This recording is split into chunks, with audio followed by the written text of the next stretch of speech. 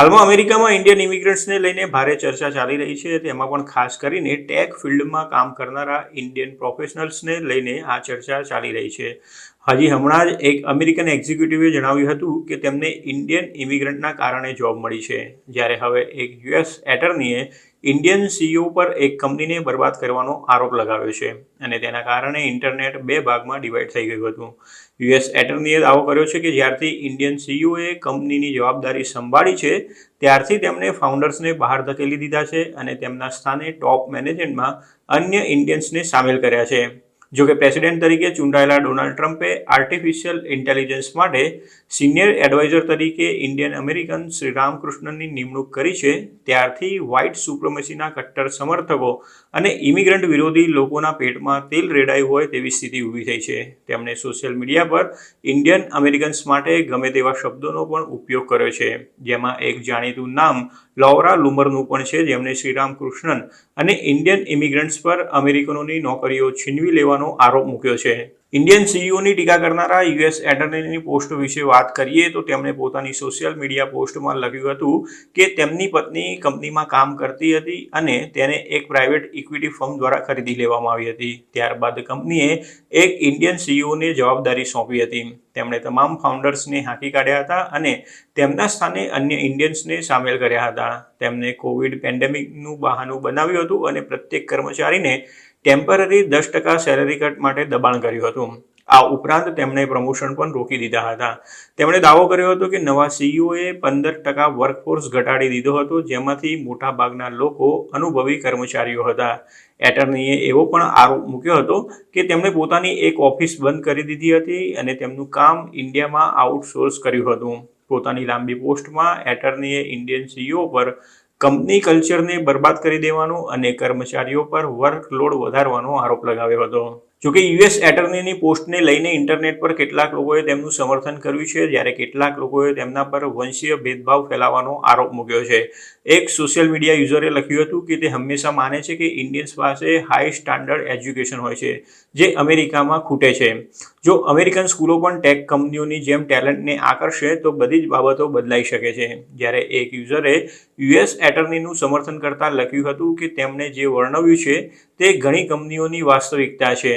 તેની બહેન એક કંપનીમાં કામ કરે છે અને તેની સ્ટોરી પણ આવી જ હતી. તેનો વર્કલોડ વધી ગયો હતો.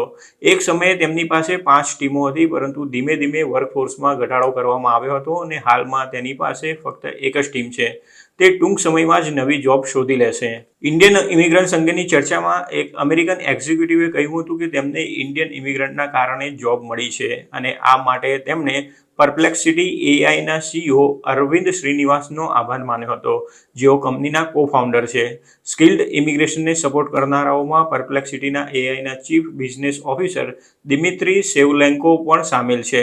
સેવલેન્કોનું કહેવું છે કે વિઝા પર આવેલા એક ઇન્ડિયન વર્કર દ્વારા સ્થાપવામાં આવેલી કંપનીના કારણે તેમને જોબ મળી છે. તેમણે સોશિયલ મીડિયા પર એક્સ પર લખ્યું હતું કે તેઓ એક અમેરિકન છે અને તેમને વિઝા પર આવેલા ઇન્ડિયન ઇમિગ્રન્ટ દ્વારા સ્થાપવામાં આવેલી કંપનીના કારણે જોબ મળી છે. તેમણે કંપનીના સ્થાપક અરવિંદ શ્રીનિવાસનો આભાર વ્યક્ત કરતા લખ્યું હતું કે 100થી વધુ અમેરિકન જોબનું ક્રિએશન કરવા માટે અરવિંદ શ્રીનિવાસનનો આભાર. પરપ્લેક્સિટી એઆઈ એક કન્વર્ઝેબલ સર્ચ એન્જિન છે, જેની સ્થાપના 2022માં અરવિંદ શ્રીનિવાસ, એન્ડી કોનવિન્સ્કી, ડેનિસ યારાટ્સ અને જોની હો દ્વારા કરવામાં આવી હતી. ચેન્નઈમાં જન્મેલા શ્રીનિવાસ કંપનીના સીઈઓ છે. તેમણે આઈઆઈટી મદ્રાસમાં અભ્યાસ કર્યો હતો અને પોતાની કંપની શરૂ કરતા પહેલા તેમણે ઓપન એઆઈમાં કામ કર્યું હતું. તેમની કંપની હાલમાં આજે યુએસમાં 100થી વધુ કર્મચારીઓ ધરાવે છે. ઘણા વર્ષોથી અમેરિકામાં રહેતા હોવા છતાં શ્રીનિવાસ હજી પણ વિઝા પર કામ કરે છે. તેમણે તાજેતરમાં જ ટ્વીટ કરીને કહ્યું હતું કે તેમને ગ્રીન કાર્ડ મળવું જોઈએ. તેમની આ ટ્વીટને બિલિયોનર ઇલોન મસ્કનું પણ સમર્થન મળ્યું હતું. ઉલ્લેખનીય છે કે આ પહેલા આ વર્ષે એપ્રિલમાં અમેરિકાના ભારત ખાતેના રાજદૂત એરિક ગાર્સેટીએ કહ્યું હતું કે તમે ભારતીય ન હોવ તો અમેરિકામાં સીઈઓ પણ ન બની શકો. બીજા શબ્દોમાં કહીએ તો અમેરિકન એમ્બેસેડરે એવું કહ્યું હતું કે ભારતીય હોય એ જ અમેરિકામાં સીઈઓ બની શકે છે.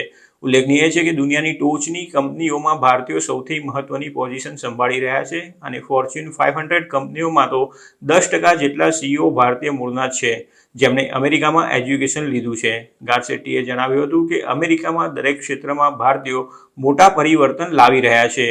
અગાઉ એવી જોક કરવામાં આવતી હતી કે જો ભારતીય હો તો અમેરિકામાં સીઈઓ ન બની શકો, પરંતુ હવે નવી જોક એ છે કે તમે ભારતીય ન હોવ તો અમેરિકામાં સીઈઓ બની શકો નહીં. ગૂગલ હોય, માઇક્રોસોફ્ટ હોય કે પછી સ્ટારબક્સ હોય, ભારતીયોએ અહીં આવીને બહુ મોટી અસર પેદા કરી છે. દુનિયાભરમાં ટોચની કંપનીઓમાં આજે ભારતીયો જોવા મળે છે, જેમ કે સુંદર પિચાઈ હાલમાં ગૂગલ અને આલ્ફાબેટના સીઈઓ છે. સત્ય નદેલા માઇક્રોસોફ્ટ જેવી કંપનીમાં ટોચના સ્થાન પર છે. નીલ મોહન યુટ્યુબમાં સીઈઓની પોસ્ટ પર હતા. અજય બાંગાને વર્લ્ડ બેંક ગ્રુપના પ્રેસિડેન્ટ બનાવવામાં આવ્યા છે. અજય બાંગાએ દિલ્હી યુનિવર્સિટીમાંથી ઇકોનોમિક્સમાં BAની ડિગ્રી મેળવી હતી અને પછી અમદાવાદ IIMમાંથી MBA થયા હતા. પાલો અલ્ટો નેટવર્કમાં નિકેશ અરોરા સીઈઓના પદ પર હતા. નેટ એપ જેવી કંપનીમાં જ્યોર્જ કુરિયન સીઈઓ છે. એરિસ્ટા નેટવર્કમાં જયશ્રી ઉલ્લાલ સીઈઓ છે. આ રીતે બીજા ઘણા નામો છે જે કંપનીઓની ટોચની પોઝિશન પર છે.